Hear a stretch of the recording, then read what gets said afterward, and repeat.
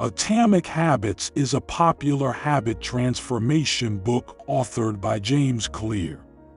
Through his book, he will teach you how to make small changes that will transform your habits and deliver amazing results.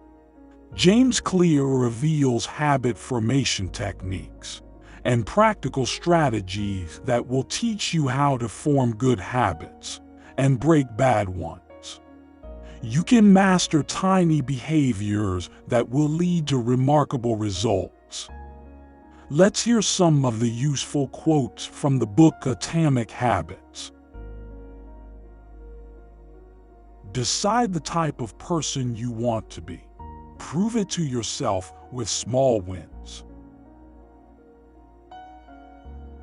The Goldilocks rule states that humans experience peak motivation when working on tasks that are right on the edge of their current abilities. Not too hard, not too easy, just right.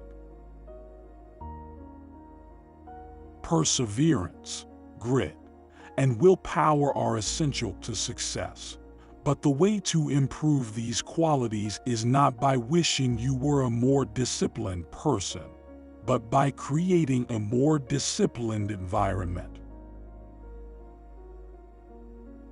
If you're having trouble changing your habits, the problem isn't you. The problem is your system. Bad habits repeat themselves again and again, not because you don't want to change, but because you have the wrong system for change. You do not rise to the level of your goals.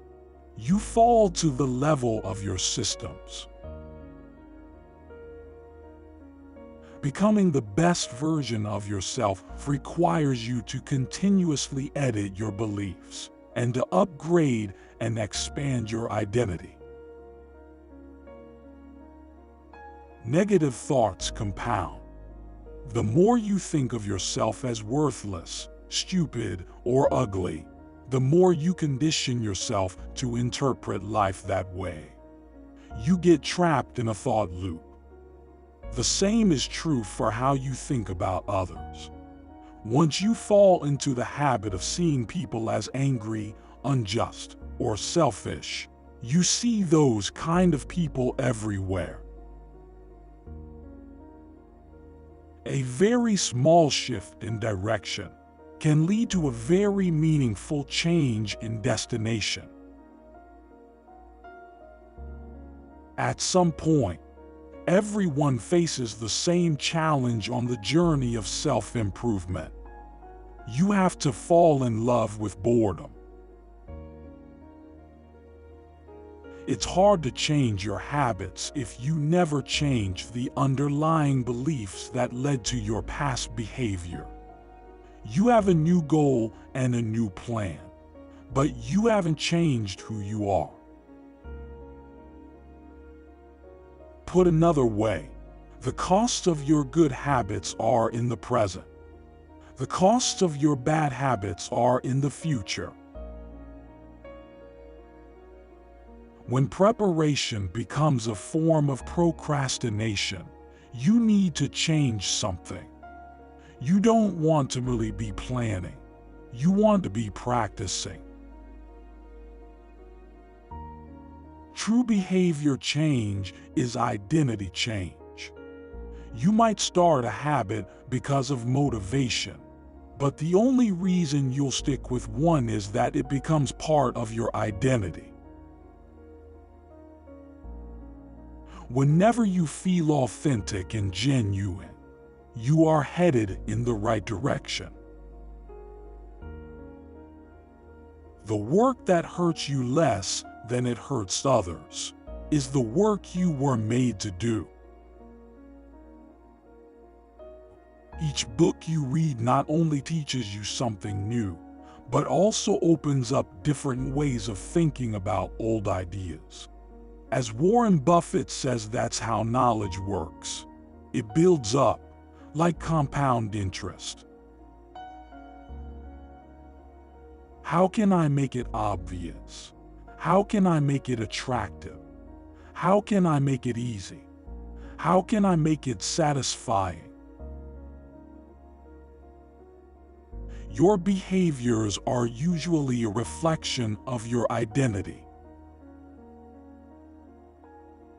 Until you work as hard as those you admire, don't explain away their success as luck. And if you're really hardcore, move the television out of the living room and into a closet after each use. You can be sure you'll only take it out when you really want to watch something. The greater the friction, the less likely the habit. I didn't start out as a writer. I became one through my habits. Research has shown that once a person believes in a particular aspect of their identity, they are more likely to act in alignment with that belief. The problem with a goals-first mentality is that you're continually putting happiness off until the next milestone. When you make your bed each day, you embody the identity of an organized person. When you write each day, you embody the identity of a creative person. When you train each day, you embody the identity of an athletic person. When the consequences are severe, people learn quickly. Maximum motivation occurs when facing a challenge of just manageable difficulty. In psychology research, this is known as the Yerkes-Dodson law, which describes the optimal level of arousal as the midpoint between boredom and anxiety. You find yourself struggling to build a good habit or break a bad one. It is not because you have lost your ability to improve. It is often because you have not yet crossed what James calls plateau of latent potential. When you finally break through the plateau of latent potential, people will call it an overnight success. Until you work as hard as those you admire, don't explain away their success as luck. Bamboo can barely be seen for the first 5 years, as it builds extensive root systems underground before exploding 90 feet into the air within 6 weeks. It is so easy to overestimate the importance of one defining moment and underestimate the value of making small improvements on a daily basis. At some point, it comes down to who can handle the boredom of training every day, doing the same lifts over and over and over. Complaining about not achieving success despite working hard is like complaining about an ice cube not melting when you heated it from 25 to 31 degrees. All the action happens at 32 degrees. Placing a high value on salt, sugar, and fat is no longer advantageous to our health. But the craving persists because the brain's reward centers have not changed for approximately 50,000 years.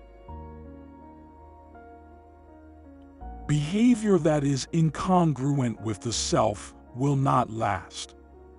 You may want more money, but if your identity is someone who consumes rather than creates, then you'll continue to be pulled towards spending rather than earning.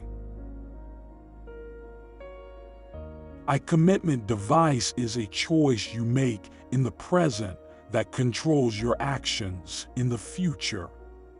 It is a way to lock in future behavior, bind you to good habits, and restrict you from bad ones.